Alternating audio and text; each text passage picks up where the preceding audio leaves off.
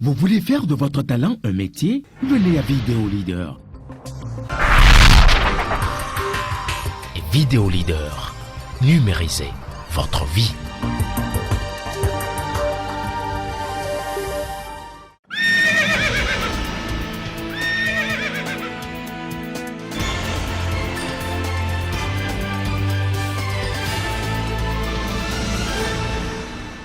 Bienvenue à ce premier journal du mois de novembre. Mesdames et messieurs, bonsoir. Le sommet de cette édition. Interdiction du châtiment corporel en milieu scolaire. Quel impact cela pourrait avoir sur le rendement des apprenants? La réponse à suivre dans un instant.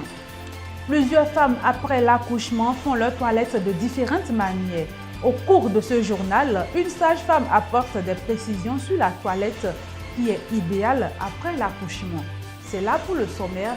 Installez-vous confortablement pour suivre le développement.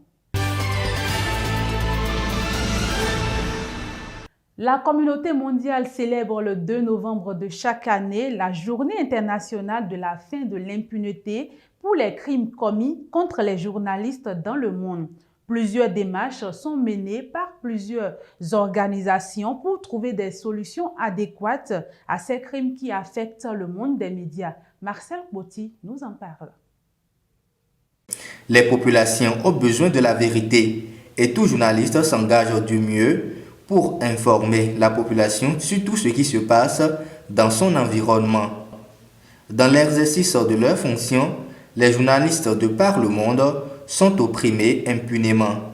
Opprimés pour avoir relayé des informations, des preuves, des débats des politiques. Les journalistes sont tués, maltraités et menacés moralement. L'impunité qui accompagne ces actes mérite réflexion et solution. C'est dans cette logique que l'Organisation des Nations Unies, depuis 2013, a réfléchi à une journée internationale de lutte contre la fin de l'impunité pour les crimes commis contre des journalistes. Selon des chiffres divulgués par l'ONU, ces 14 dernières années, plus de 1200 journalistes ont été tués pour avoir voulu informer le public.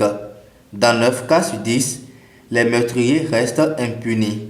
Cette journée vient donc à point nommé pour condamner toutes les attaques perpétrées contre les hommes des médias. Toujours dans cette optique, l'UNESCO et les Pays-Bas ont prévu de tenir une conférence mondiale sur la liberté de la presse du 22 au 24 avril 2020.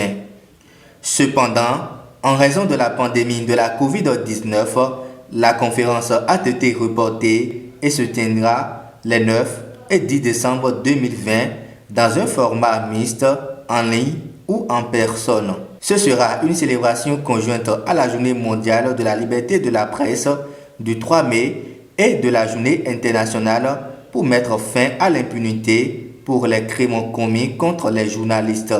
Rappelons que le secrétaire général de l'ONU, Antonio Guterres, a la liberté de la presse et œuvre pour leur protection. Selon lui, je cite, « Si nous n'assurons pas leur protection, il nous sera extrêmement difficile de rester informés et de prendre des décisions fondées sur des analyses des faits.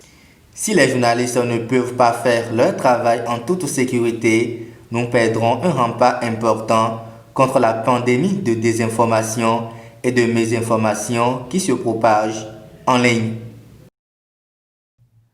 Ouvrons le dossier éducation. Les cantines scolaires initiées par le gouvernement béninois et mises en œuvre par la direction du Programme alimentaire mondial depuis 2017 permettent de maintenir les enfants à l'école et de leur assurer par la même occasion une bonne alimentation. Une équipe de la rédaction a fait un tour dans une école à Parakou pour s'enquérir du mode de fonctionnement de cette cantine. Reportage. C'est l'heure de la pause à l'école primaire publique Wansiruga à Parakou. Les écoliers ne rentreront pas chez eux à la maison. Ils sont tous sur place le temps du déjeuner. Je mange du maïs et de l'haricot. Tout ceci grâce aux acteurs de la cantine scolaire. Ici à Wansiruga, la cantine a commencé depuis 2013 et jusqu'à ce jour.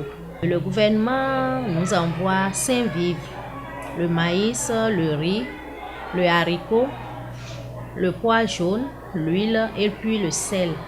Dans la semaine se présente comme suit. Les lundis, nous leur préparons du riz mélangé aux haricots, appelé wake. Les mardis, de la cassa. Les mercredis, du haricot mélangé au maïs. Du riz les jeudis et du haricot accompagné du curry les vendredis. Le bon fonctionnement de la cantine dans cette école nécessite un modeste accompagnement des parents. Le gouvernement envoie seulement les vivres. Maintenant, c'est les parents eux-mêmes qui souscrivent pour pouvoir acheter les condiments. Mais même si ce n'est pas une maudite somme de 25 francs, mais cette somme, ce n'est pas tous les enfants qui arrivent à le donner. Donc nous essayons quand même de faire de notre mieux pour pouvoir bien fonctionner. Les cantines scolaires contribuent à améliorer la scolarisation, l'assiduité, les résultats scolaires des apprenants. Dans un communiqué rendu public le jeudi 15 octobre 2020, le ministre des Enseignements secondaires, Marion Kakpo, a rappelé les chefs d'établissement à l'ordre face à la recrudescence du châtiment corporel depuis le début de la rentrée 2020-2021. Le psychopédagogue Sani Oromere apporte son avis sur la question.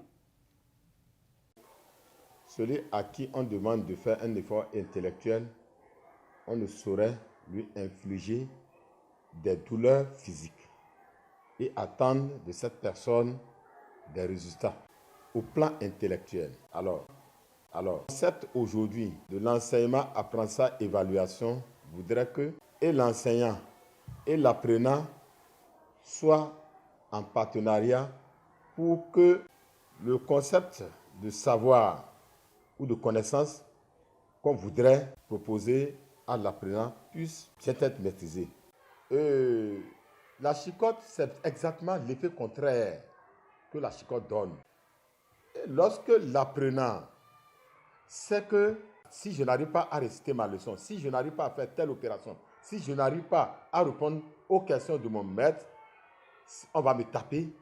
De deux choses l'une, où l'enfant fuit l'école. Il va quitter sa maison, donner l'impression aux parents qu'il vient à l'école et il va rester sur la voie, il ne va pas atteindre l'école. Parce qu'il ne veut pas aller à l'école pour qu'on le tape. Encore que les parents ne tapent pas les enfants à la maison. Cet enfant que le papa et la maman n'ont jamais touché, le châtiment corporel, quelle que soit la raison, est formellement interdit en milieu scolaire. Il faut communiquer avec les apprenants. Sujet santé pour boucler cette édition. Après l'accouchement, certaines parties du corps de la femme subissent des modifications et il est primordial de se soumettre à des règles d'hygiène. Ces règles d'hygiène sont très importantes dans les semaines qui suivent l'accouchement. C'est l'explication que nous donne une sage-femme dans cet élément de Folari Yabi et Anas Salifou. Après l'accouchement, la toilette bien faite est primordiale. Après avoir été libérées de l'hôpital, les femmes continuent leur toilette à la maison, chacun à sa manière. En notre temps, quand nous finissons d'accoucher, on essaie d'utiliser de l'eau chaude. On s'assoit sur le pot avec l'eau bien bouillie, afin que la vapeur puisse pénétrer dedans et que ce qui est coagulé dedans puisse sortir. On essaie de bouillir l'eau et on met des chiffons dedans pour appuyer dans le ventre.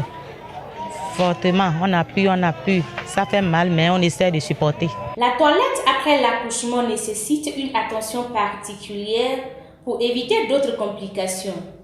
Malheureusement, plusieurs femmes ignorent comment s'y prendre. Après l'accouchement, et déjà à l'hôpital, avant que la sage-femme ne libère l'accouchée son bébé, elle lui fait la première toilette déjà depuis l'hôpital. Et arrivée à la maison, il est recommandé que la femme continue cette toilette-là. Mais avec de l'eau tiède. On constate que les femmes à la maison utilisent de l'eau chaude, voire même de l'eau bouillante. Les mamans nous font asseoir sur un pot d'eau chaude, on dit pour cicatriser la plaie. Mais quand on prend du sang, on ajoute de l'eau chaude. On constate que ça se coagule.